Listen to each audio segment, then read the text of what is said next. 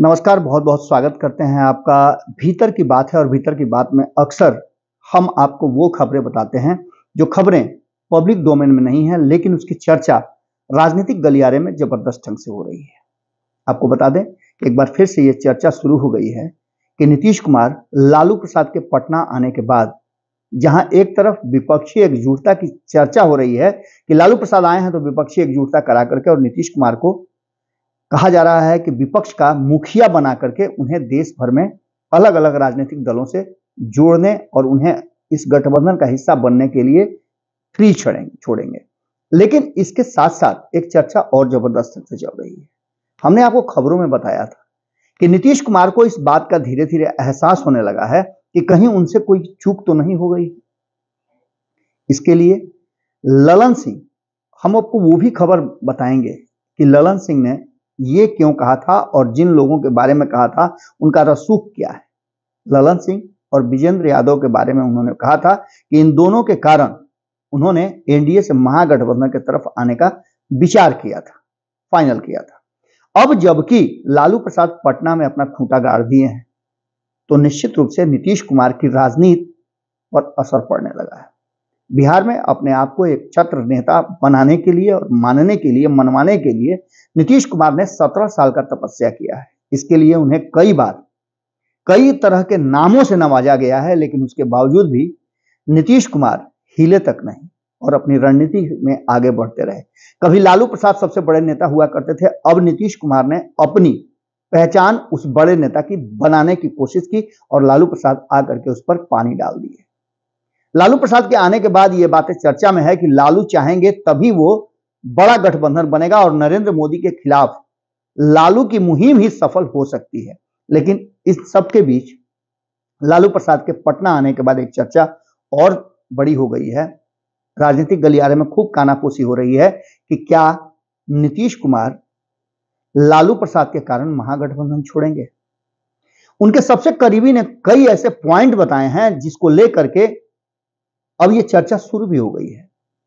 नीतीश कुमार के सबसे करीबियों में से एक रहे सुशील मोदी की बात हम आपसे करते हैं।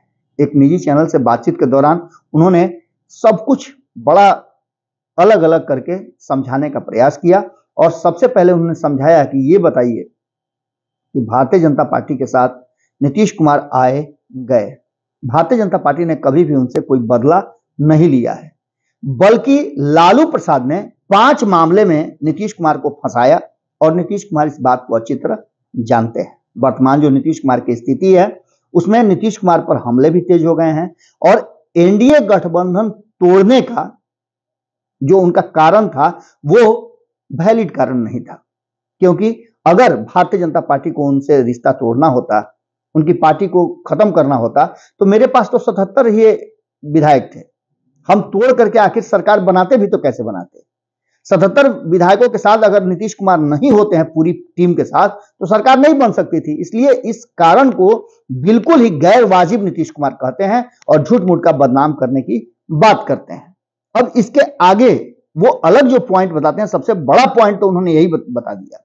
इसके साथ उन्होंने बताया कि नीतीश कुमार को अपने जनाधार से डर लग रहा है, नीतीश कुमार को अपनी छवि से अब डरने लगने लगा है और इसके साथ साथ एंटी इनकम्बेंसी नीतीश कुमार पर लागू है। यह बात नीतीश कुमार अच्छी तरह से जानते हैं।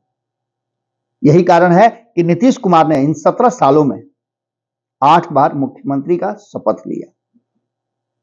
इसी बीच में कुछ अपने प्रभाव को बनाने के लिए और पूरी प्लानिंग के साथ उन्होंने जीतन राम मांझी को बनाया था कि जीतन राम मांझी का शासन बिहार की जनता देख ले और देखने के बाद भारतीय जनता पार्टी और अन्य लोग ये नीतीश कुमार का वैल्यू जो है बिहार की जनता के साथ समझ जाएं कि नीतीश कुमार रहेंगे तभी बिहार आगे बढ़ेगा।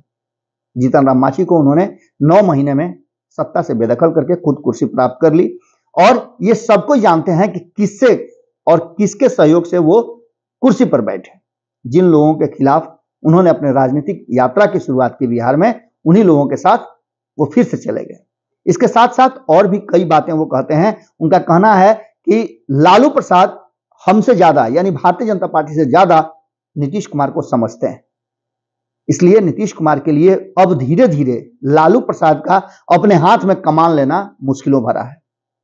2017 में जब सब कुछ ठीक ठाक था, कारण वही थे जो आज भी जीवित हैं, तो फिर नीतीश कुमार ने संबंध क्यों विच्छेद किया था?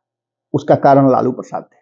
लालू प्रसाद का सरकार में हस्तक्षेप बढ़ने लगा था और ये एक बार फिर से होने लगा है। नीतीश कुमार को फैसला लेने से पहले लालू प्रसाद के यहां हाजिरी देनी पड़ती है। सुशील मोदी का कहना है कि मैं दोनों को अच्छी तरह से जानता हूं और नीतीश कुमार को भी यह बात पता है। इधर शिफ्ट होने का कारण यही है कि वो जानते थे कि 2024 में अगर वो भारतीय जनता पार्टी के साथ रहे तो 2019 वाली स्थिति नहीं होगी। भारतीय जनता पार्टी नीतीश कुमार को वो मान सम्मान, या कहा जा रहा है कि सीटों शेयरिंग के समझौते में वो जो पहले दे चुकी है वो नहीं देने वाली है। ऐसी स्थिति में कहीं ना कहीं नीतीश कुमार के लिए यह बेहतर था कि वो अपनी जो लगातार छवि है उसको बचाने के लिए एक बार फिर से महागठबंधन की तरफ जाएं और महागठबंधन को अपने पीछे पीछे चला करके 2024 में लाभ प्राप्त करें। लेकिन उनका यह मंसूबा कभी भी सफल नहीं होने वाला है। उन्होंने कहा है कि जहां तक नीतीश कुमार के वोट बैंक का सवाल है, उनका वोट बैंक और जनाधार बड़ी तेजी से खिसका है।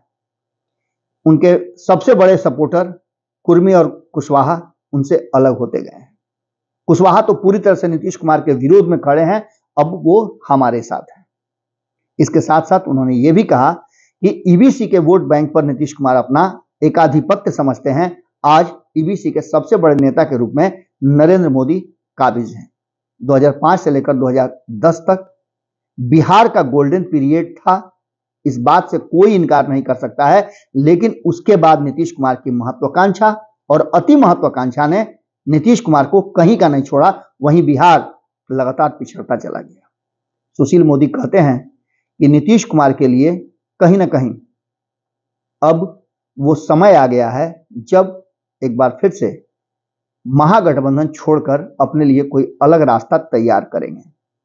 इसकी तैयारी भी उन्होंने शुरू कर दी है और हमने भी आपको खबरों में बताया था कि एक बार फिर से वशिष्ठ नारायण सिंह का एक्टिव होना बहुत सारी बातों को जन्म दे रहा है। सुशील मोदी इन सब बातों के माध्यम से क्या संदेश देना चाहते हैं आप बेहतर समझ सकते हैं। आने वाले समय में बिहार की राजनीति में और कितने खेल होने हैं, हम लगातार नजर बनाए हुए हैं। आपकी नजर भारत लाइव पे होनी चाहिए। अगली खबर जल्द ही आपके सामने होगी। बहुत बहुत धन्यवाद, नमस्कार।